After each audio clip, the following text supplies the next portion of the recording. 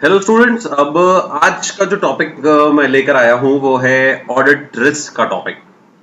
This is again one of the topic जिसमें conceptual कुछ clarity नहीं होती है मैक्सिमम स्टूडेंट्स को।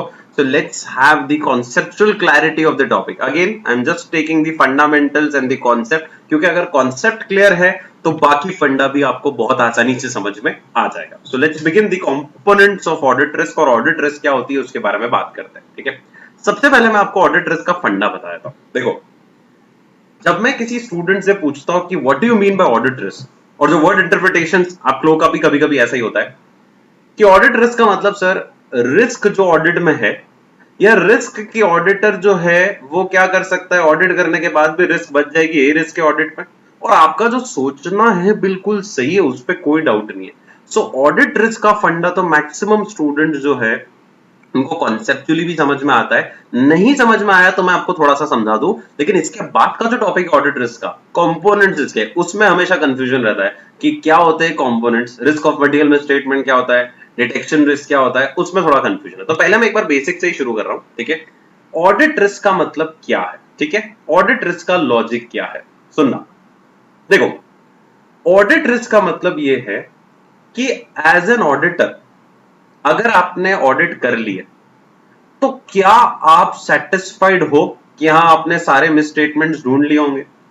अब हो गया हाँ सर, रीजनेबली तो अश्योर्ड है हम लोग, एब्सोल्यूट अश्योर्ड नहीं है पर रीजनेबली तो अश्योर्ड है कि हमने सारे रिस्क ढूंढ लिए होंगे। तो एब्सोल्यूट नहीं होना, इसका मतलब रीजनेबल और एब्सोल्यूट के बीच में जो कमी है वही रिस्क है। भाई आपको ये डर है ना कि अगर मैंने ऑडिट कर ली, ऑडिट मैंने बिल्कुल ढंग से करी है, मतलब systematically I have done the audit, planning proper किया, परफॉर्म किया, किसके हिसाब से स्टैंडर्ड्स को फॉलो करते हुए मैंने प्लान और परफॉर्म किया अपना काम, फिर भी मन में ये डर है कि कुछ मटेरियल मिसस्टेटमेंट मुझसे रह गए होंगे। एंड दिस इज पॉसिबल ना, बिकॉज इनहेरेंट लिमिटेशंस होती हैं ऑडिट की, है ना। सो दैट रिस्क जो आपके मन में है, that is known as audit risk. वो रिस्क, और वो रिस्क है एक्चुअली भी है, ठीक है, कि कल को ऐसे 100 में स्टेटमेंट्स निकल के बाहर आ गए जो आप नहीं ढूंढ पाए थे, ठीक है, और फिर आपके ऊपर उंगली उठाएंगे लोग, है ना। सो ये रिस्क रहेगी, क्योंकि हम देखो सारे मिस स्टेटमेंट्स डिटेक्ट करने के लिए वैसे भी प्राइमरीली रिस्पॉन्सिबल नहीं है, और हम कर भी नहीं सकते because there are inherent limitations in the audit. तो ऑडिट रिस्क की सिंपल डेफिनेशन क्या कहती है? Audit risk is the risk, क्या रिस्क है? That some material misstatement may not be detected even though auditor ने प्लान किया है, परफॉर्म किया ऑडिट को किसके हिसाब से, स्टैंडर्ड्स के हिसाब से, लीगल और रेगुलेटरी और प्रोफेशनल रिक्वायरमेंट के हिसाब से। ठीक है, तो सिंपल सी डेफिनेशन क्या बोलूं मैं? ऑडिट रिस्क क्या है? Audit risk is the risk that some material misstatement, ठीक है, may not be detected, कुछ मटेरियल में स्टेटमेंट डिटेक्ट नहीं हो पाएंगे। क्यों? इवन दो, भली, even though audit has B, auditor ने क्या करा है, प्लान किया है, ऑडिटर ने परफॉर्म किया है क्या, audit as per standards on auditing, या जो भी लीगल रिक्वायरमेंट है उनको फॉलो करते हुए भी अगर आपने ये काम किया है, फिर भी ये रिस्क तो रहेगी। अच्छा, मेरी राइटिंग में आपको पहले भी बता चुका हूं ऐसी ही है, ठीक है, तो आपको समझने की कोशिश करनी पड़ेगी। ओके, सो ऑडिट रिस्क का फंडा क्या है? It is a risk that some material misstatement may not be detected, हो सकता है कुछ मिसस्टेटमेंट रह जाए, ठीक है, भली ऑडिटर ने प्लान और परफॉर्म करी ऑडिट एज पर दी ऐसे, और यही रिस्क ऑडिट के अंदर है।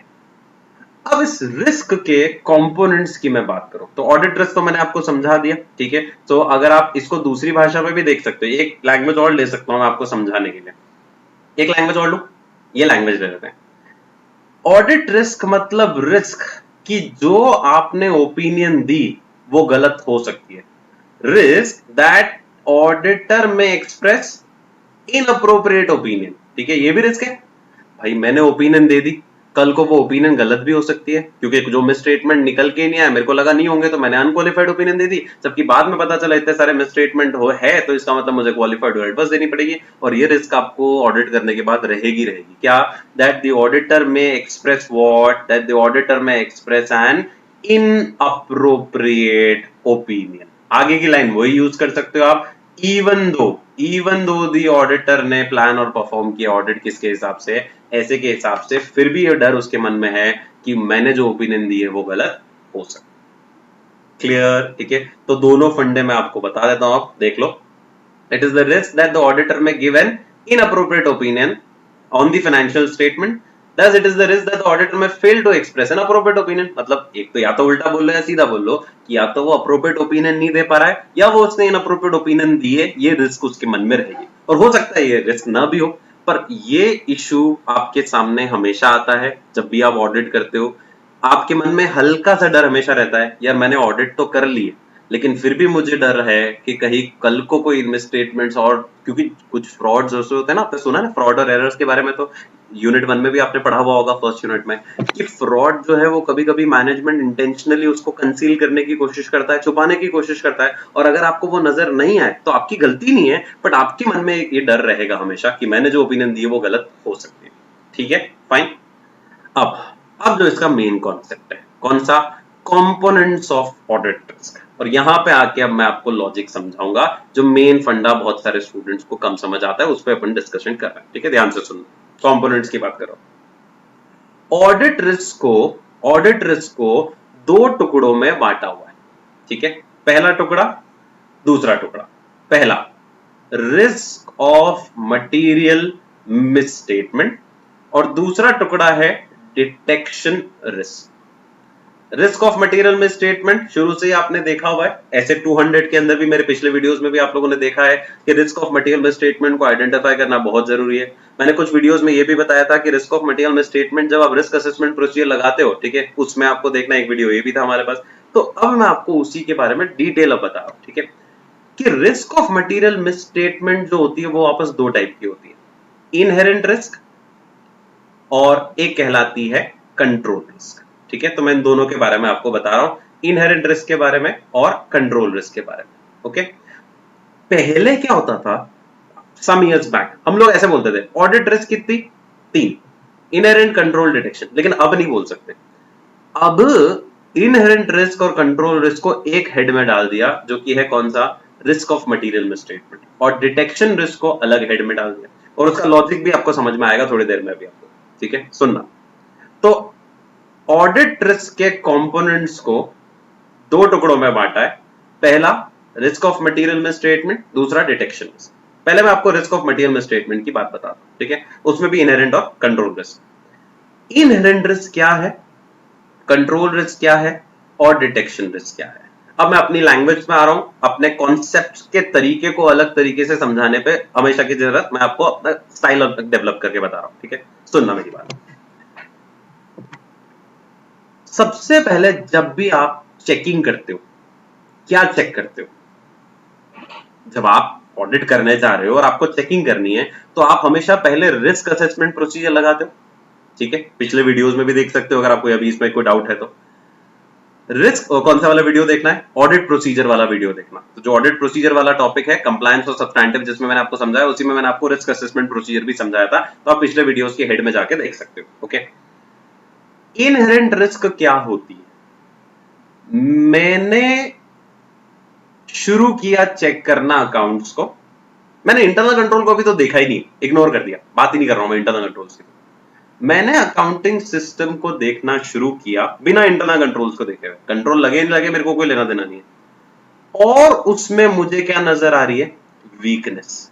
किसमें वीकनेस नजर आई?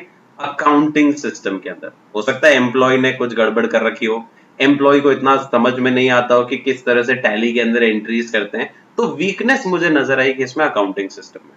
और मुझे लग रहा है कि ये अकाउंटिंग सिस्टम की वीकनेस की वजह से जो आपके फाइनेंशियल स्टेटमेंट्स हैं, जो असर्शंस हैं, खासकर इंडिविजुअल ट्रांजैक्शंस हैं, उनमें कहीं ना कहीं अकाउंट बैलेंस के अंदर, ट्रांजैक्शन के अंदर या डिस्क्लोजर के अंदर मिसस्टेटमेंट होने के पूरे चांसेस हैं।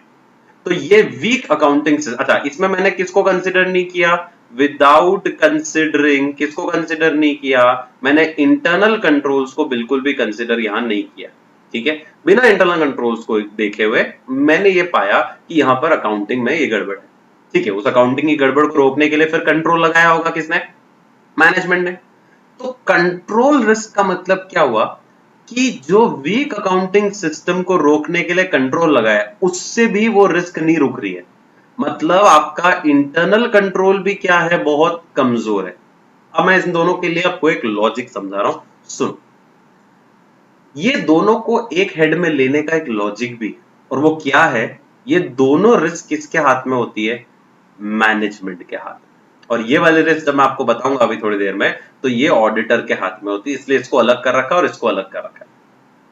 मुझे एक चीज बताओ, एम्प्लॉय किसने रखा, मैनेजमेंट ने रखा। अकाउंट्स कौन बना रहा है, एक तरह से मैनेजमेंट के सुपरविजन में ही बन रहे हैं, ठीक है। तो मैनेजमेंट ने ये रिस्क उठाई है, मैनेजमेंट की वजह से ये रिस्क आई है। कमजोर अकाउंटिंग किसकी गलती है, मैनेजमेंट की गलती है। अच्छा अकाउंटेंट रखता, अच्छा पैसे देके चार्टर्ड अकाउंटेंट को हायर करता, तो ये रिस्क नहीं होती इतनी, है ना। तो ये रिस्क मैनेजमेंट की वजह से है। मैंने मैनेजमेंट से पूछा, भैया देखे रिस्क आ रही है, बोले रुको तो सही, आपने कंट्रोल का देखे, इस रिस्क को मैंने बचाने के लिए देखो कंट्रोल भी तो लगा रखा है, मैंने इंटरनल ऑडिटर अपॉइंट कर रखा है, मैंने कुछ कंट्रोल्स और लगा रखे हैं कि हमारे यहाँ दो एम्प्लॉइज आपस में वर्क को वेरीफाई करते हैं एक दूसरे का, ठीक है, तभी आगे काम होता है। तो मैंने कंट्रोल भी तो लगा रखे हैं। ठीक है, मैं चुप हो गया। फिर मैं गया क्या चेक करने, कंट्रोल्स चेक करने। कंट्रोल चेक करके मुझे लगा कि हाँ, कुछ चीजें तो ये कंट्रोल रोक रहा है, कुछ चीजें तो ये कंट्रोल प्रिवेंट कर रहा है, डिटेक्ट कर रहा है, करेक्ट कर रहा है, ठीक है, पीडीसीए कर रहा है। लेकिन कुछ चीजें ये नहीं कर पा रहा है, मतलब कंट्रोल में भी कुछ क्या है, वीकनेस है। अच्छा, ये किसकी गलती फिर से, मैनेजमेंट की गलती। मैनेजमेंट ने कोशिश क्या करी, इनहेरेंट रिस्क को बचाने के लिए क्या लगाए, कंट्रोल्स। लेकिन उनमें भी कुछ कंट्रोल्स वीक निकले, तो उसकी वजह से जो रिस्क आई वो कौन सी कहलाएगी, कंट्रोल रिस्क कहलाएगी। थोड़ा इंटर रिलेशनशिप भी समझो इन दोनों में, थोड़ा सा इंटर रिलेशनशिप भी समझोगे ना तो लॉजिक बहुत क्लियर हो जाएगा। अभी मेरी स्टोरी का बाकी है वर्जन, ठीक है, अभी स्टोरी से सुनाऊंगा आपको, मैं डिफरेंट स्टाइल से समझाऊंगा, ठीक है। अभी तो मैं कॉन्सेप्ट पे टच करा रहा हूं आप लोग को, जो बेसिकली समझने जरूरी है सब लोगों को। इनहेरेंट रिस्क मतलब क्या हुई, अकाउंटिंग सिस्टम कमजोर है, ठीक है, इंटरनल कंट्रोल को कंसिडर ही नहीं किया अभी उसने, और उसको कंट्रोल करने के लिए उसने इंटरनल कंट्रोल सिस्टम लगाया, लेकिन वो भी वीक निकले, है ना। तो ये रिस्क कौन सी होगी पता है, इनहेरेंट, मैं अपनी लैंग्वेज में बोल रहा हूं, इनहेरेंट रिस्क का वो हिस्सा जो इंटरनल कंट्रोल भी कंट्रोल नहीं कर पाया, वो किस में आ गई, कंट्रोल रिस्क में। मतलब ये दोनों इंटर रिलेटेड है, ठीक है, कि ये जैसे मान लो 70% रिस्क थी, तो ये 30%, 40%, 20% ही हो गया, क्योंकि ये रिस्क को कंट्रोल करने के लिए कंट्रोल लगाए गए थे, लेकिन उनमें भी कुछ कंट्रोल वीक निकले, इफेक्टिवली ऑपरेट नहीं कर रहे थे, तो ये बची खुची रिस्क जो आ गई वो यहां आ गई, ठीक है। और फिर इसमें आगे का इंटर रिलेशनशिप भी सुन ही लो।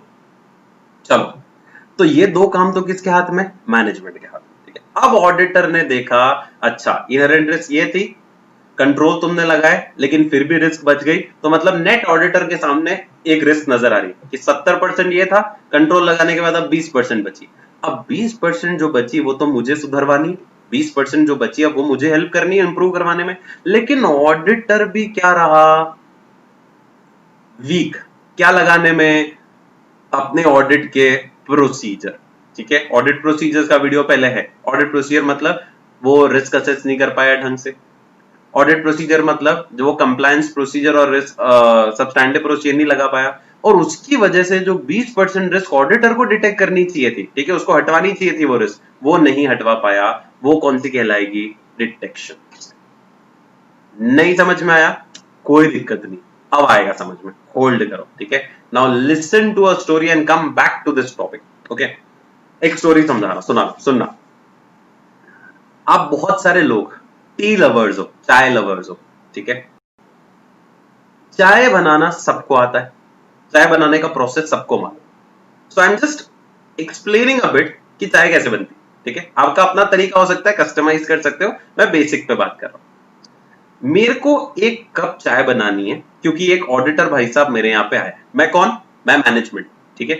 एक ऑडिटर मेरे यहाँ आया है, ठीक है, और वो मुझसे क्या मांग रहा है, चाय।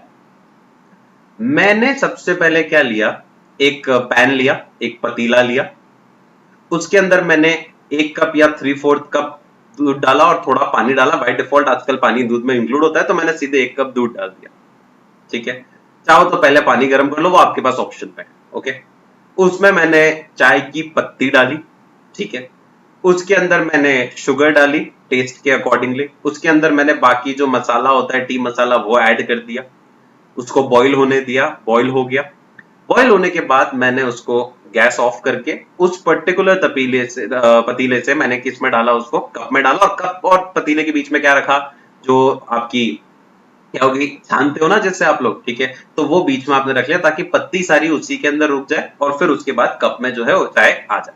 ओके, तो छन्नी बीच में लगा दिया आपने, ठीक है, आपने यूटेंसिल बीच में लगा के कप में ले लिया। अब आपने कप पेश किया किसके सामने, ऑडिटर के सामने, ठीक है।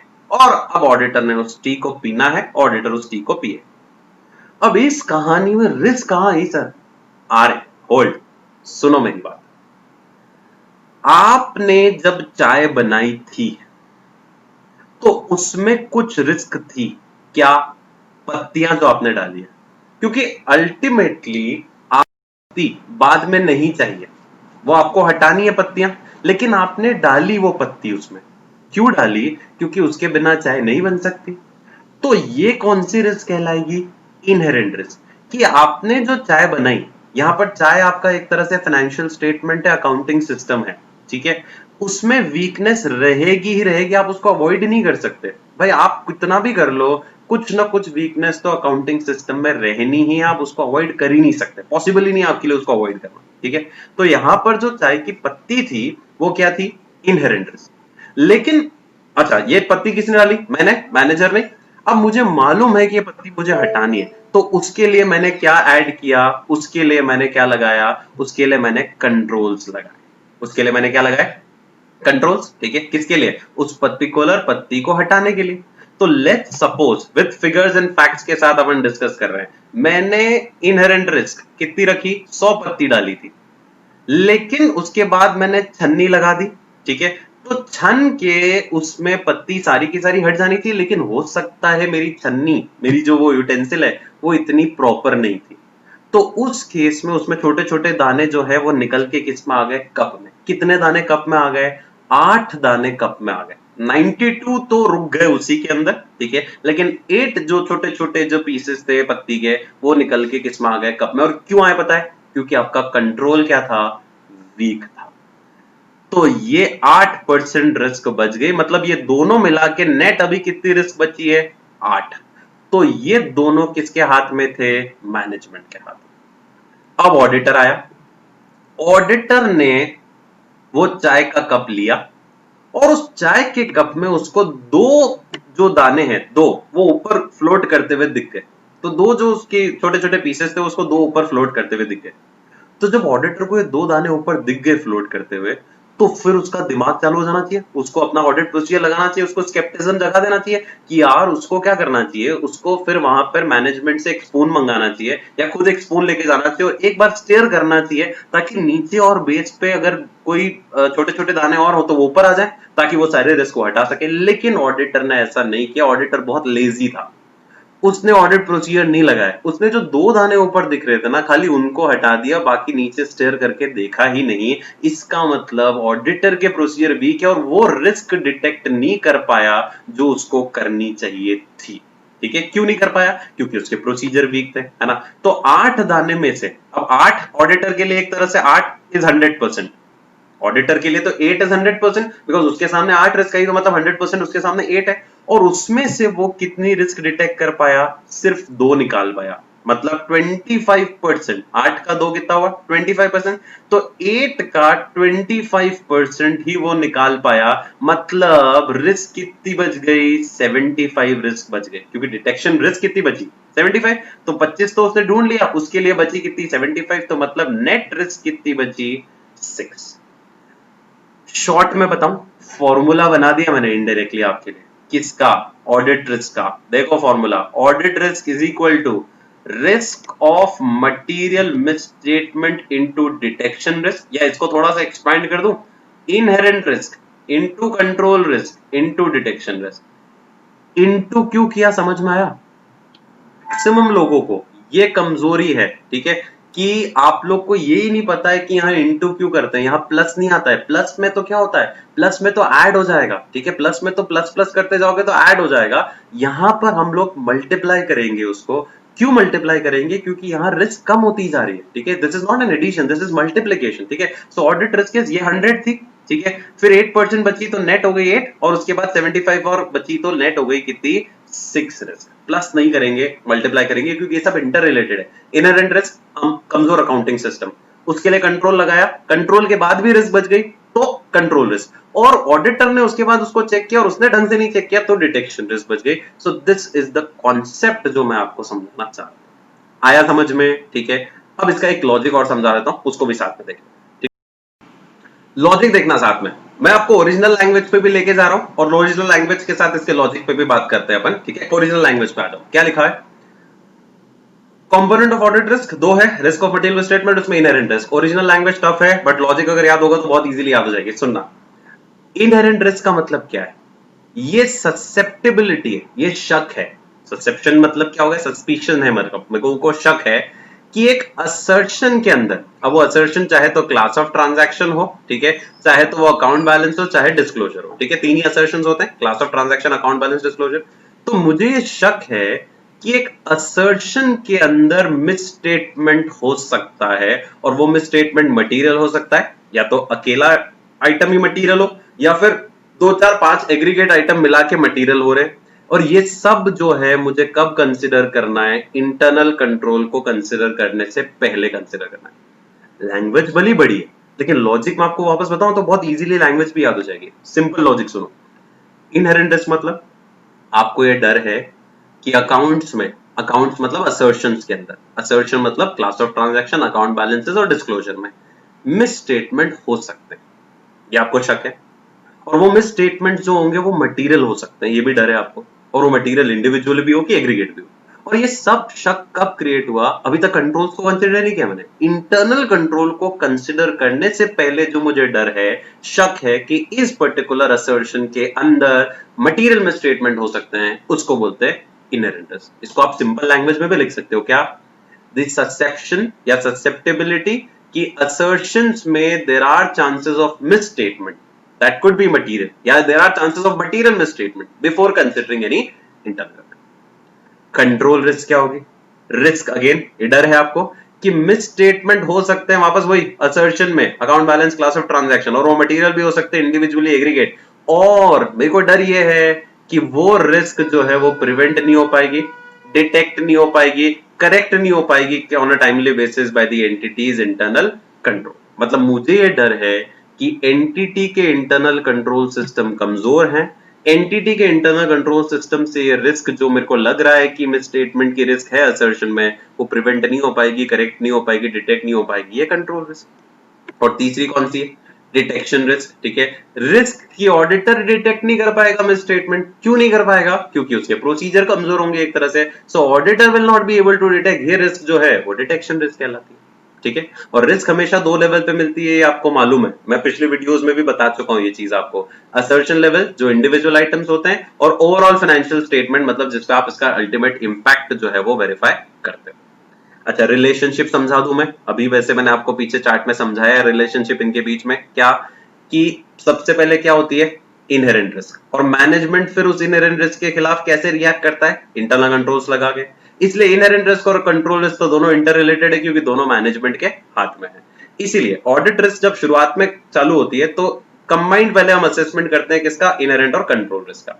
भाई ऑडिटर जब आएगा मार्केट में, मतलब जब वो क्लाइंट के आएगा तो सबसे पहले वो इनहेरेंट और कंट्रोल रिस्क के बारे में पूछेगा। इन शॉर्ट इसीलिए अपन क्या करते हैं, हमेशा बोलते हैं auditor will detect, identify, assess risk of material misstatement. और रिस्क ऑफ मटीरियल मिसस्टेटमेंट ही तो क्या है? रिस्क ऑफ मटीरियल मिसस्टेटमेंट ही तो मिला के क्या है? इनहेरेंट और कंट्रोल रिस्क है। तो ऑडिटर जब आएगा ना तो वो सबसे पहले ये देखेगा, है ना, ताकि उसके हिसाब से वो अपना nature, timing and extent of audit procedure set करेगा। सो क्या लिखा है देखो फोर्थ पॉइंट में, ये लाइन बहुत क्लियर है। दिस कंबाइंड असेसमेंट, इनहेरेंट और कंट्रोल रिस्क का जो कंबाइंड उसने ऑडिटर ने आके असेस किया, उससे वो अपना नेचर, टाइमिंग और एक्सटेंट ऑफ सब्सटैंटिव प्रोसीजर उसको कितना लगाना है ताकि वो डिसाइड करे, ताकि डिटेक्शन रिस्क को कम कर सके। और डिटेक्शन कम हो गई तो ओवरऑल ऑडिट रिस्क भी क्या हो जाएगी? कम। अल्टीमेटली तो ऑडिटर के हाथ में है, जितनी वो मेहनत कर लेगा उतनी ऑडिट रिस्क कम होती जाएगी। एक बात और बता दूं, लास्ट वाला इनवर्स रिलेशनशिप वाला पॉइंट है, वो यहां से बता रहा हूं मैं आपको। ठीक है, किसके बीच में इनवर्स रिलेशनशिप की बात कर रहा है? इनवर्स रिलेशनशिप किसके बीच में? इनहेरेंट रिस्क, कंट्रोल रिस्क और डिटेक्शन रिस्क, इनमें और इनमें इनवर्स रिलेशनशिप है। कैसे? अभी बताता हूं। ठीक है, मेरे को एक चीज बताओ, ये अगर हाई है, मतलब जब आप गए एज एन ऑडिटर और आपने इनहेरेंट और कंट्रोल रिस्क का कंबाइंड असेसमेंट देखा, ठीक है, किया, और आपको दिख रहा है रिस्क ऑफ मिसस्टेटमेंट हाई है, तो आपको अपना nature, timing, extent of audit procedure क्या करना चाहिए भाई? बढ़ाना पड़ेगा ना आपको। आपको अपना नेचर, टाइमिंग, एक्सटेंट तो बढ़ाना ही पड़ेगा ना ऑडिट प्रोसीजर का, क्योंकि यहाँ रिस्क बहुत ज्यादा बच गई है, तो आपको मेहनत यहाँ करनी पड़ेगी। ऑडिट प्रोसीजर बढ़ाओगे तो मतलब आपको डिटेक्शन रिस्क क्या करनी पड़ेगी? लो, रिस्क कम रखनी पड़ेगी, ताकि ओवरऑल ऑडिट रिस्क जो हो जाए वो भी क्या हो जाए? लो। फाइन। तो अगर ये हाई है तो आपको इसके साथ ये लो करना ही पड़ेगा, ताकि ओवरऑल ऑडिट रिस्क जो है लो हो जाए, मतलब एक एक्सेप्टेबल लेवल पे आ जाए कि हाँ इतनी रिस्क रह भी गई तो टेंशन नहीं। ठीक है, ये अगर लो है, मतलब ऐसे वैसे उल्टा रिलेशनशिप बोलते नहीं है, पर मैं आपको समझा रहा हूं, ये लो है अगर, मतलब ये रिस्क वैसे 1% ही है, तो ये 100% रह भी गई भाई, एक ये है इंटू 100% रह भी गई, हाई रह भी गई, तो भी अल्टीमेटली लो ही होगा, क्योंकि प्रॉब्लम नहीं है। अब मैं आपको जो अभी एग्जाम्पल दिया उससे भी बता देता हूँ। कौन सा एग्जाम्पल लिया था? 8% वाला, 100% वाला। ये दोनों मिला के कितनी आई थी? 8। ठीक है, तो मतलब ये 8% रिस्क है। आपको लग रहा है हाई, चलो हाई मान लेते हैं अपन इसको, 8% को हाई मान लेते हैं। तो ऑडिटर ने क्या करना था? इसको लो करना था, लेकिन ऑडिटर ये लो नहीं कर पाया भाई। 75% रिस्क तो यहाँ पे भी रह गई ना। ठीक है, ये आपको और कम करनी चाहिए थी, 75 की जगह 20, 10, 15 ऐसे परसेंट पाना चाहिए था, लेकिन 8 में से 75% रिस्क ले गई, तो ये भी क्या रह गया? 6 हाई रह गया। ठीक है, और अगर आप 8 को लो मानते हो, या मैं एक सिंपल ले लो, एक ही दाना रह गया था उसमें, तो एक रह भी गया तो ये 100% रह भी जाए तो कोई फर्क नहीं पड़ेगा, क्योंकि अल्टीमेटली एक ही रहेगा। तो सिचुएशन नंबर 1 ये ली, सिचुएशन नंबर 2 ये। ठीक है, तो ये तो बहुत इजी है, और इसकी जगह मैं दूसरा एग्जांपल ले लूं। 8% आपको अगर कम लग रहा है, ठीक है, तो थोड़ा और बढ़ा देते हैं कि 25 दाने उसमें रह गए, 25 दाने रह गए, और 25 की अगर 50% भी रह गया उसमें दाने, ठीक है, तो भी 12.5 दाने रहना मतलब इज अ बिग डील। 12.5 दाने आप खाओगे, ठीक है, हो सकता है पेड़ उग जाएगा, टी लीव्स उग जाएगी अंदर, है ना, तो दैट इज वेरी रिस्की। तो ये आपको क्या करना चाहिए था? ये कम से कम 10% पे लाना चाहिए था, ताकि ओवरऑल रिस्क ढाई रह जाए तो चल जाएगा। ठीक है, ये फंडा ये, और दूसरा तो सिंपल है, ये 100% रह भी गया तो चल जाए। So I hope the concept is very clear. Fundamental मैंने बताया, फिर भी कोई डाउट हो, you can mail me, you can write in the comment box, मैं आपको जरूर बताऊंगा।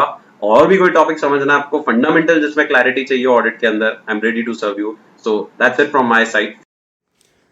Thanks for watching the video, and if you like the video, अगर आपको वीडियो अच्छा लगा हो तो do subscribe to the channel by clicking on the link given here, and do give your likes, comments in the comment box. I would love to hear all of them. Thanks once again. Thanks for watching the video, and if you liked the video, अगर आपको video अच्छा लगा हो तो do subscribe to the channel by clicking on the link given here, and do give your likes, comments in the comment box. I would love to hear all of them. Thanks once again.